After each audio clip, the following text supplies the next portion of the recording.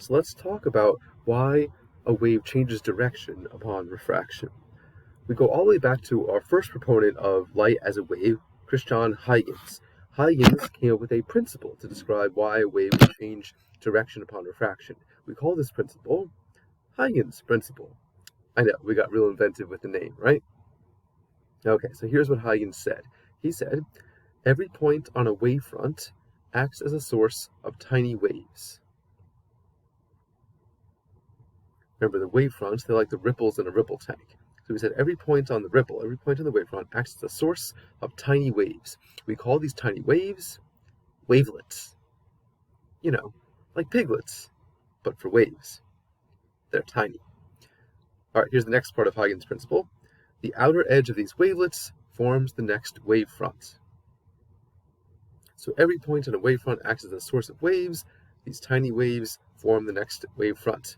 Of course. Perfectly clear, right? Well, maybe not quite so. So let's take a look at some animations that'll help us visualize this. So first here is a portrait of Huygens, fine-looking gentleman. And now let's take a look at some animations to help us understand how this works. So this is sort of like the virtual ripple tank you had seen before. So the yellow here is some medium, and on the left-hand side there is a plane wavefront. Maybe this is a ripple tank, and you touch the straight edge to the surface there, creating a plane wave.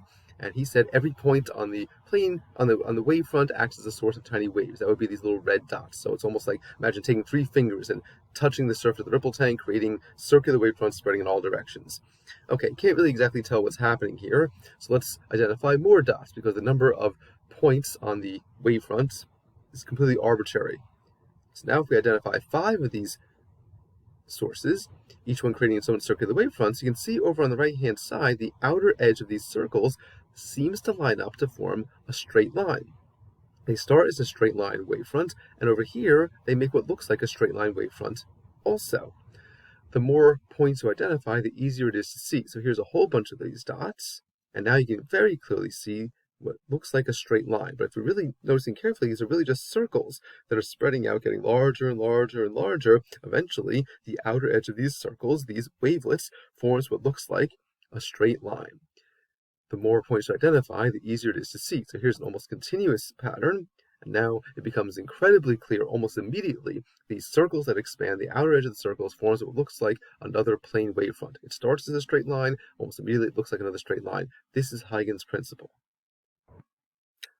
Let's draw a picture of this in our notes. So let's draw a plane wavefront, just a straight line here, and we'll identify some of the points that Huygens would for acting as tiny sources of tiny waves. Maybe you'll do 5 of them, right? Red dots here.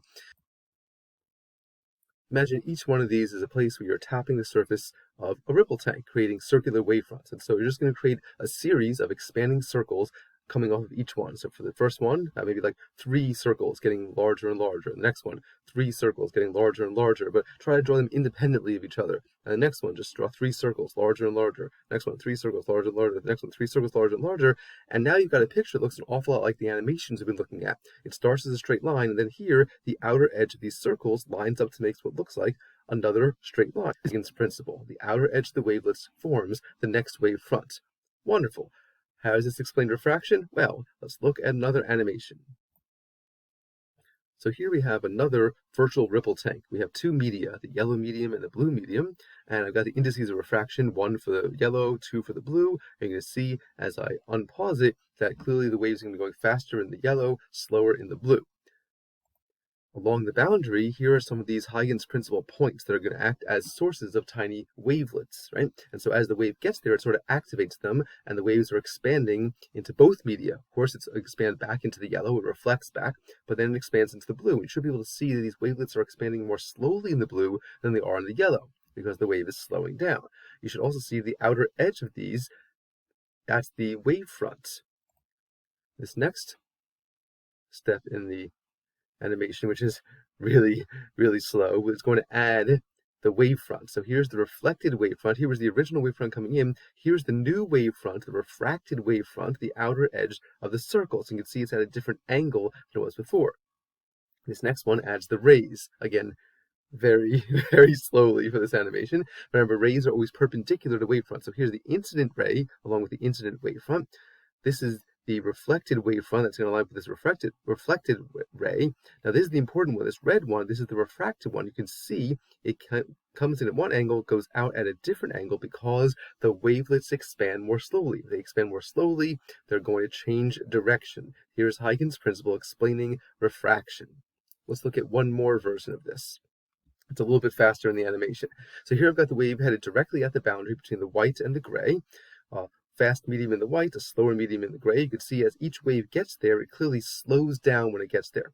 Now here I'm going to change the incident angle, and again you can see the wavelets expand. You can see they expand more slowly in the bottom medium than they do at the top medium, and because of that, that's why they change direction. Let me really exaggerate it here. You can definitely see how these blue wavelets are expanding more slowly than the red ones, and because they expand more slowly, their outer edge is going to be at a different angle. And that's where the ray comes in. This ray is the incident ray. Here's the refracted ray, the ray being perpendicular to the wavefronts. You can clearly see the break in the direction, the change in direction. You can see it's bending towards the normal because it slows down. Now with this animation, I can also flip the indices of refraction. So now it's going to be going faster. Let's do this. Okay, so now you see that the blue wavelets are expanding more quickly in the second medium because now they're going faster. Because they expand more quickly, now it bends the other way, which goes right along with what we said with Snell's law. When a wave speeds up, the ray bends away from the normal. When it slowed down, it bent towards the normal.